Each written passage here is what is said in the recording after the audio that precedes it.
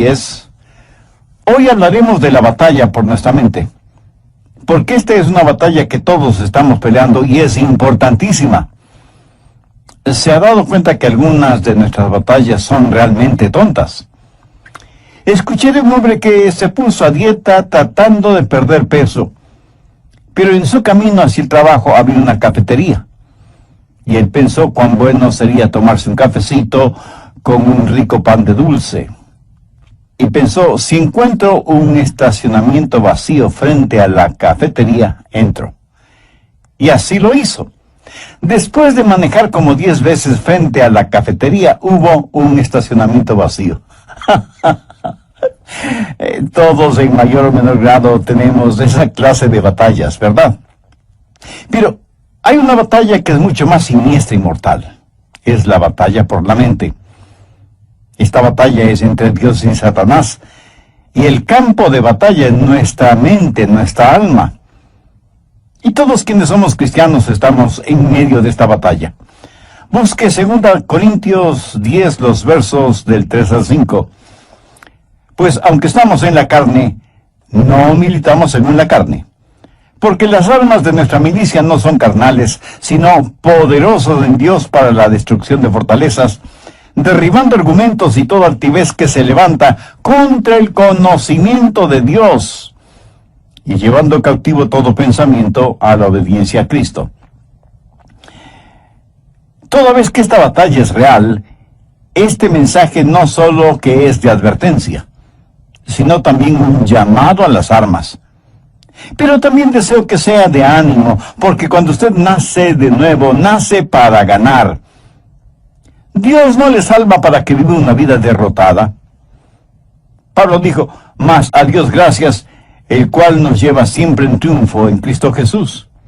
El plan de Dios para cada uno de sus hijos es de triunfo y de victoria en nuestras mentes. Quiero destacar 3 puntos en esta batalla por nuestra mente. Primero, las armas de nuestro enemigo.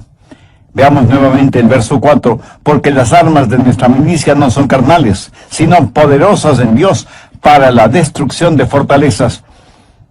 Ahora, ¿quiénes son los participantes en esta guerra? ¿Quién ha declarado la guerra contra su mente, contra su alma?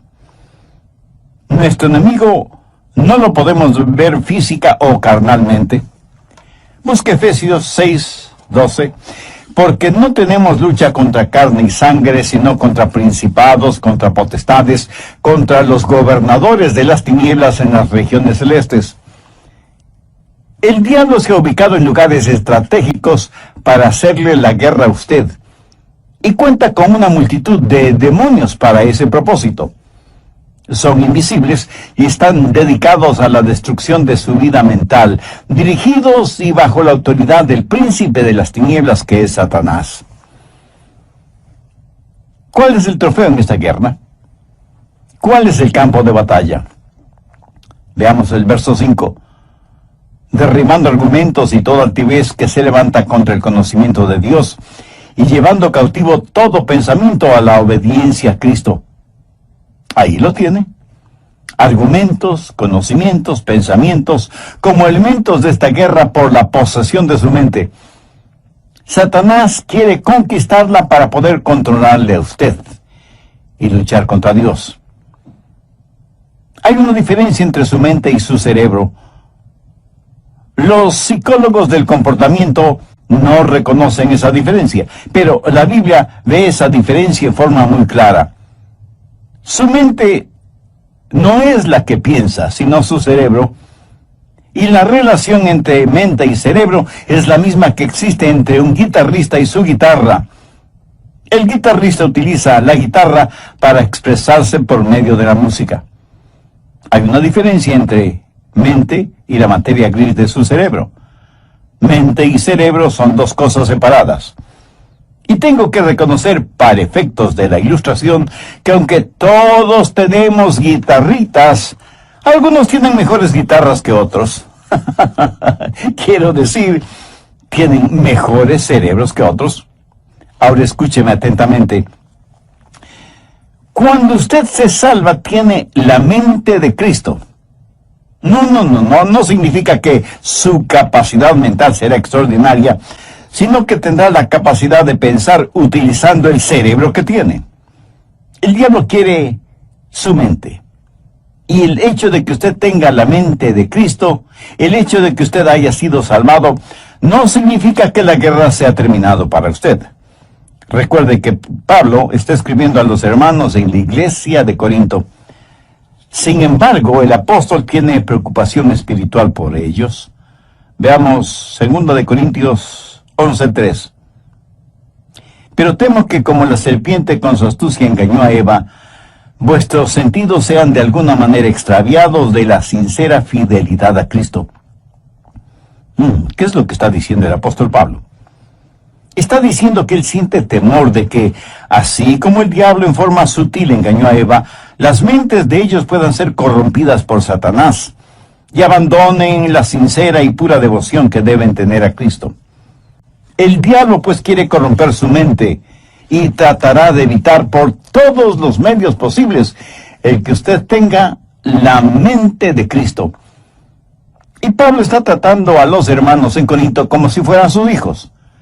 Mire lo que dice en el verso 2 del capítulo 11, 2 Corintios.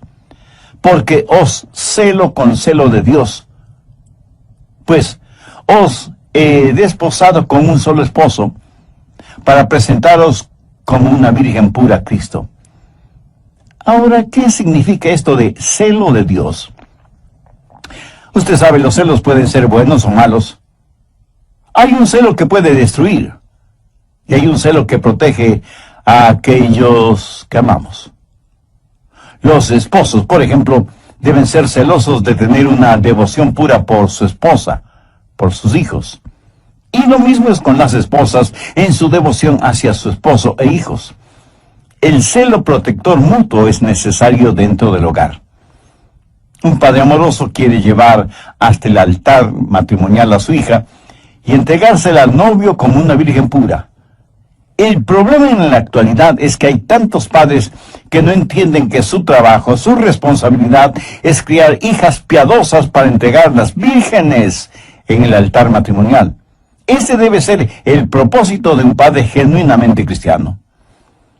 Pablo usa esa analogía para decir que los hermanos en Corinto eran sus hijos espirituales, eran la novia de Cristo, y que no quería que fueran engañados y corrompidos en sus mentes.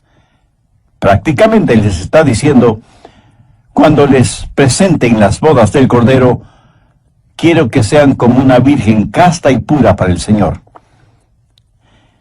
Tristemente tengo que reconocer que no hay suficiente pureza en las iglesias en nuestros días. Tal parece que las novias han perdido la capacidad de sonrojarse frente a las cosas impuras. La iglesia necesita recobrar la virtud de la pureza. Leí la historia de un hombre que vivió en Londres hace muchos años.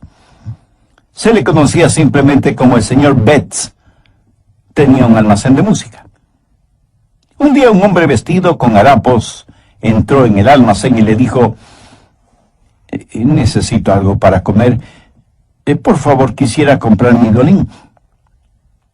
El señor Betts le dijo que ya tenía muchos violines. Pero el harapiento insistió, es que estoy verdaderamente necesitado. Por favor, cómpreme el violín. El señor Betts le compró el violín, por lo que en Londres hubiera sido el equivalente de $5. El hombre tomó el dinero, lo guardó en sus harapientas ropas y se fue. El señor Betts, que era músico, puso el violín bajo su quijada y empezó a tocar. Armoniosas y resonantes notas salieron de ese violín. El señor Betts se sorprendió de la calidad del sonido del violín y con la ayuda de una vela trató de ver su interior y pudo distinguir dos palabras: Antonio Stradivarius. Y se dio cuenta que tenía un verdadero tesoro en sus manos. Y el hombre de harapiento se lo había vendido por el equivalente de $5. El señor Betts era un hombre bueno y honesto. Salió a buscar al hombre harapiento, pero nunca lo encontró. Muchos años después, el señor Betts vendió ese violín por $5,000. En la actualidad, un violín Stradivarius cuesta una verdadera fortuna. Ahora haga la analogía. Algunos jóvenes se venden muy barato cuando permiten que sus cuerpos se conviertan en sucios objetos de placer sexual, en vez de cuidarse y guardarse para aquella persona con la cual se casará. Pablo dice, como un padre quiere proteger a su hija para presentársela pura a Cristo, así quiero protegerles a ustedes que forman la iglesia para que tengan una mente pura y una sincera devoción por Cristo. Mi amigo, hay una batalla por su mente. El diablo quiere poseer su mente porque sabe que si puede tenerla, puede corromperla, puede alejarle del Señor Jesucristo. Vivimos en un mundo que tiene una mente totalmente corrompida. Y recuerde que, de acuerdo a Génesis 6, Dios destruyó a toda una civilización porque todo designio de los pensamientos del corazón de ellos era de continuo solamente el mal. Por favor, busque Romanos 8:6. Porque el ocuparse de la carne es muerte, pero el ocuparse del Espíritu es vida y paz.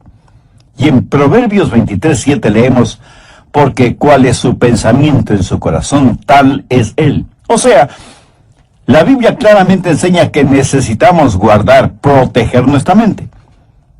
De paso, quiero decir algo para aquellos que pudieran estar cautivos en eso de la meditación trascendental. Eso es muy, pero muy peligroso. ¿Sabe lo que la meditación trascendental hace? Abre su mente para los espíritus diabólicos.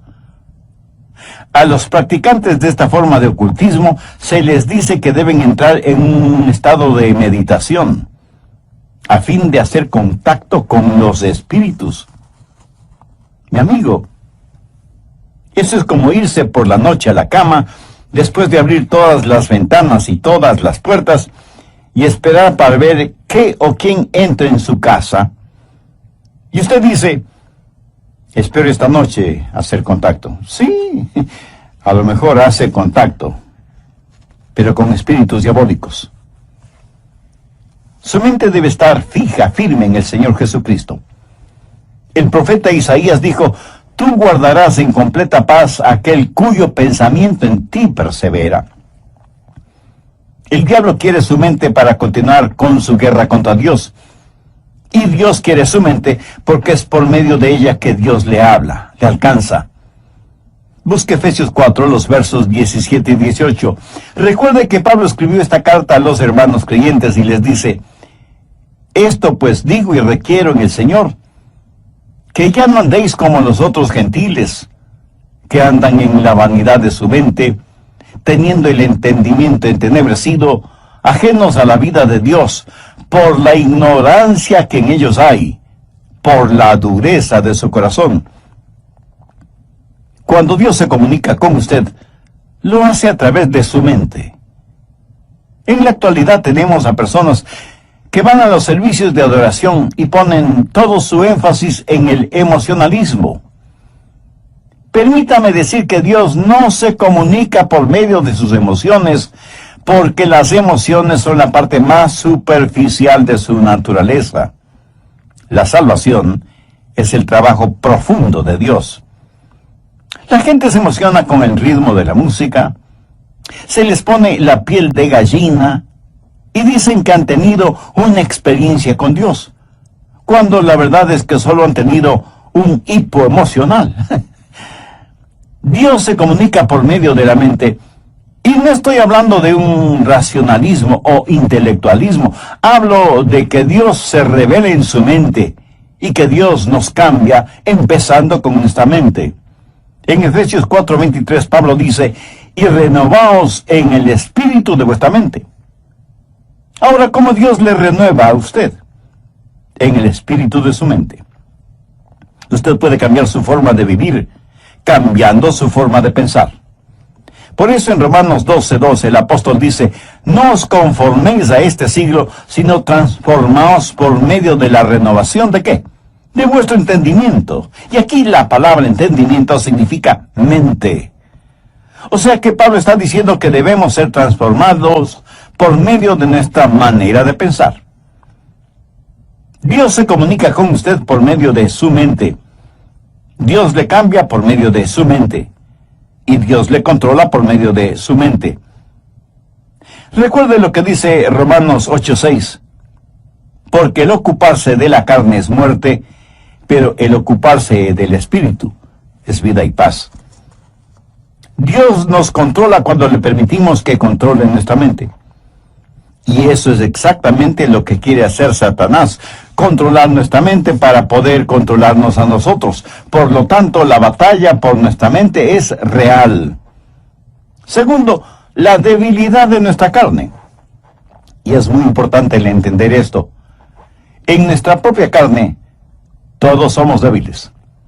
2 Corintios 10:3 dice, pues aunque andamos en la carne, no militamos según la carne. En otras palabras, su carne, o sea, su estado natural, de ninguna manera tiene lo que se requiere para tener un proceso mental correcto. Y porque vivimos en la carne, todos tenemos problemas, desilusiones, enfermedades. Todos experimentamos las cosas mundanas de la vida. Y no piense que porque usted es ya salvo, va a vivir en un planeta diferente, inmune a las realidades de la vida y la tierra.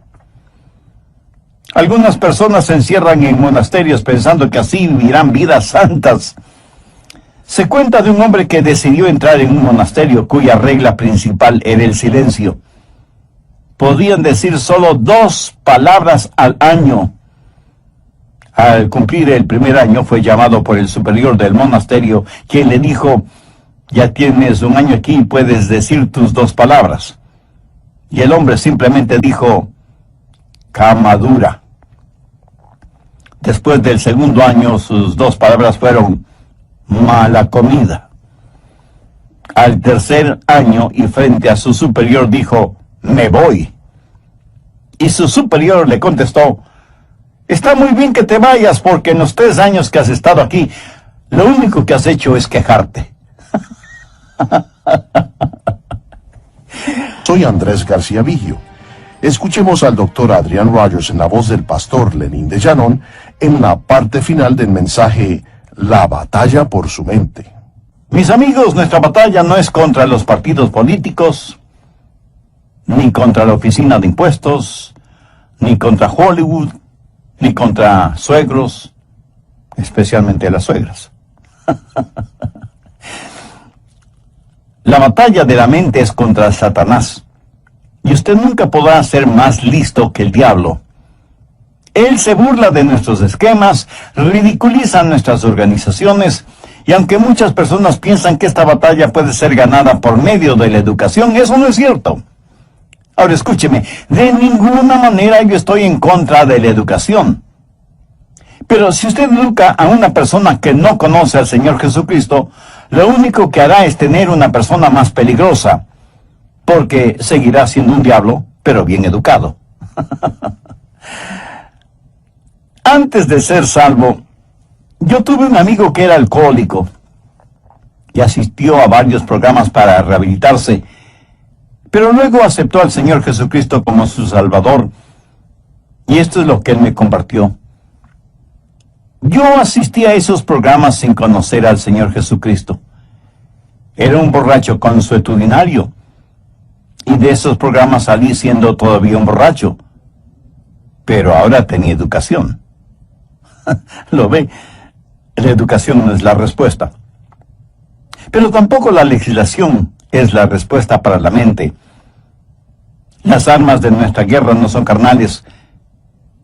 ¿Cree usted que las leyes pueden controlar la forma de pensar de los seres humanos? En la actualidad estamos tratando de tener leyes para controlar lo que pensamos. La ley castigará toda manifestación de odio, verbal o físico. Sin embargo, ninguna legislación puede obligarnos a amarnos unos a otros, o a odiarnos unos a otros. Las leyes solo pueden restringir la maldad, pero no pueden impulsar la bondad. Así que ni la educación, ni la legislación son la respuesta. El medio ambiente tampoco es la respuesta. Pablo dice que las armas de nuestra guerra no son carnales, y la educación, la legislación y el medio ambiente son métodos carnales. Esas son cosas que la gente puede hacer sin el Señor Jesucristo. ¿Cree que si usted tiene un mejor medio ambiente, eso cambiará su manera de pensar? Bueno, solo quiero que recuerde que Adán y Eva se metieron en problemas estando en el jardín del Edén. Y usted no puede pedir mejor medio ambiente que ese, ¿no le parece? Sin embargo, ellos fueron engañados porque Satanás manipuló sus mentes. En una institución mental estaban tratando de determinar si ciertos pacientes estaban listos para ser dados de alta. Los pusieron en un cuarto, abrieron las llaves del lavabo hasta que el agua se desbordó, les dieron unos trapeadores y les dijeron que debían limpiar el cuarto. Si ellos empezaban a usar los trapeadores sin cerrar las llaves del agua, no estaban listos para ser dados de alta. ¿Sabe que eso es lo que estamos haciendo en nuestra sociedad? Estamos tratando de limpiarla sin cerrar el flujo de agua. El problema está en nuestra mente, porque como pensamos, así somos. Y es de la mente, del corazón, que salen los actos de nuestra vida. En Lucas 6:45 leemos: el hombre bueno del buen tesoro de su corazón saca lo bueno, y el hombre malo del mal tesoro de su corazón saca lo malo, porque de la abundancia del corazón habla la boca. Tercero, las armas de nuestra batalla. Segunda de Corintios 10:4, porque las armas de nuestra milicia no son carnales, sino poderosas en Dios para destrucción de fortalezas. En los días de Pablo había una batalla. En un extremo estaba Pablo, y en el otro extremo el Imperio Romano. El Imperio Romano había estado en existencia por 700 años, y tenía privilegio y poder. Tenía sus legiones romanas, una poderosa fuerza naval, el Senado romano, la ley romana, y parecía que toda la maldad del imperio estaba atrincherada en Corinto, en las mentes y corazones de la gente. Todo esto en contra de Pablo, pequeño judío, pero con un corazón lleno de Jesús, declarando la guerra a toda esa maldad. ¿Quién ganaría esa pelea? Pablo. ¿Cómo? No con armas carnales. Pablo habla de fortalezas en el verso 4, y se refiere a armas que tácitamente son poderosas en Dios para la destrucción de fortalezas. Las murallas de esas fortalezas iban a ser derrumbadas.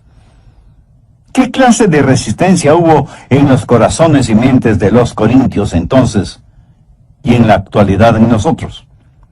Arrogancia, ignorancia, desesperación. Todas estas son fortalezas de maldad. Y dentro de cada fortaleza, los demonios trabajan en la mente en forma muy organizada, movilizando los ejércitos infernales para hacer más fuerte la resistencia. Sin embargo, Pablo dice que esas murallas se desmoronarán. Y en el verso 5 menciona cosas muy importantes: derribando argumentos y toda altivez que se levanta contra el conocimiento de Dios, y llevando cautivo todo pensamiento a la obediencia a Cristo. Aquí está esa fortaleza con sus altas torres, y Pablo penetrará esa fortaleza para alcanzar a quienes están adentro. Pero durante ese proceso, Pablo dice que tendrá que destruir esa fortaleza. Ahora, ¿de qué está hablando el apóstol?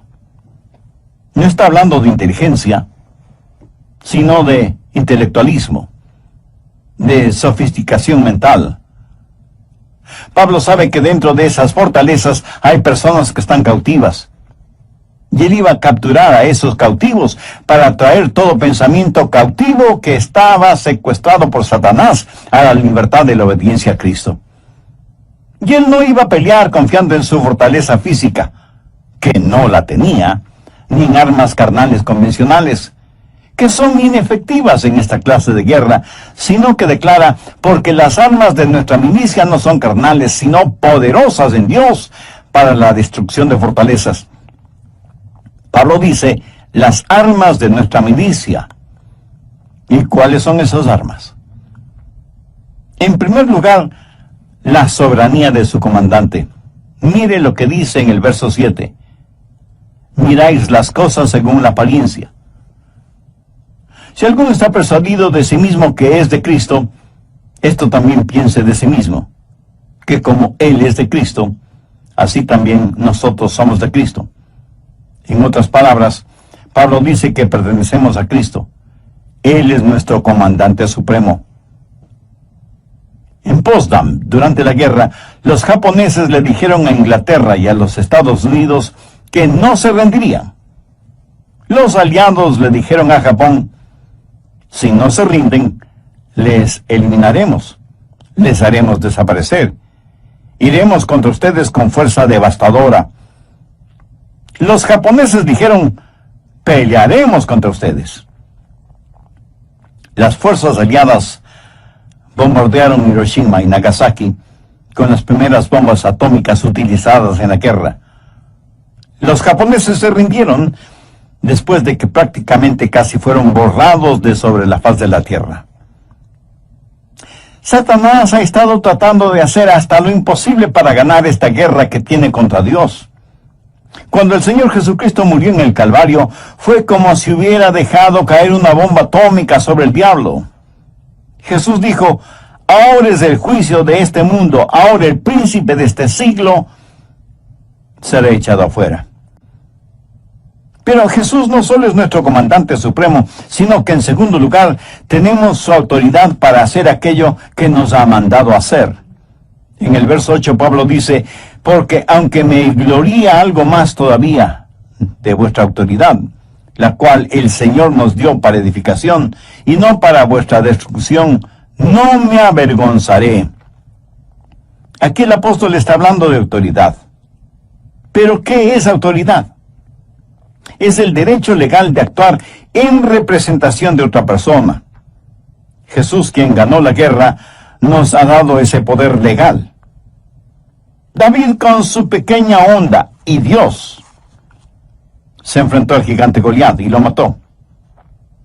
Yo francamente preferiría tener una pequeña onda y la ayuda de Dios que la espada de Goliat sin Dios. Jesús nos da esa autoridad. Anote al margen Lucas 10, los versos 19 y 20, que registran las siguientes palabras del Señor Jesús. He aquí os doy potestad de hollar serpientes y escorpiones, y sobre toda fuerza del enemigo, y nada os dañará. Pero no os regocijéis de que los espíritus se os sujeten, sino regocijaos de que vuestros nombres están escritos en los cielos. Jesús dice que como hijos suyos tenemos poder, tenemos autoridad sobre todas las huestes diabólicas, pero que no debemos envanecernos ni regocijarnos por eso. No debemos ser orgullosos de tener esa autoridad, sino que nuestro gozo verdadero debe ser el saber que nuestros nombres están escritos en los cielos. Escúcheme, no es cuánto sabe usted sobre el diablo lo que le libera. Es su conocimiento del Señor Jesucristo lo que le dará la verdadera libertad. No hemos sido llamados a ser creyentes cazadores de fantasmas espirituales. La Biblia dice que debemos resistir al diablo, no que debemos cazarle. Así que no solo tenemos que entender, en primer lugar, que tenemos un soberano que es nuestro comandante, y en segundo lugar, que tenemos su autoridad para llevar a cabo sus órdenes, y en tercer lugar, que hay la certeza de nuestro valor, de nuestro coraje, de nuestra osadía espiritual. Veamos una vez más 2 Corintios 10, los versos del 8 al 11. Porque aunque me gloríe algo más todavía de vuestra autoridad, la cual el Señor nos dio para edificación y no para vuestra destrucción, no me avergonzaré. Para que no parezca como que os quiero amedrentar por cartas, Porque a la verdad, dicen, las cartas son duras y fuertes, mas la presencia corporal débil y la palabra menospreciable. Eso tenga en cuenta tal persona, que así como somos en la palabra por cartas, estando ausentes, lo seremos también en hecho, estando presentes. ¿Qué motivó a Pablo a escribir estas palabras? Bien, veamos brevemente el trasfondo del asunto. Algunas personas decían que Pablo siempre estaba escribiendo cartas duras y fuertes, pero que cuando él estaba presente tenía más bien un carácter débil. Decían, el león no es tan feroz como lo pintan. Y Pablo tiene que asegurarles que tanto como era fuerte y duro en sus cartas, lo mismo sería en forma personal cuando estuviera entre ellos. Pero les dice algo más, que pertenecía a Cristo y que Cristo había ya ganado las batallas por él, que Cristo mismo le había dado autoridad y que debido a esas circunstancias tenía el valor y el poder para ganar esta batalla de la mente. Por favor, escúcheme con atención. Lo que usted piense, eso es lo que será. Chuck Swindoll está en lo correcto cuando afirma que la actitud de una persona lo es todo. Una vez que usted ha recuperado la fortaleza de su mente, necesita de inmediato protegerla, resguardarla. En Proverbios 4:23 leemos, sobre toda cosa guardada, guarda tu corazón, porque de él mana la vida.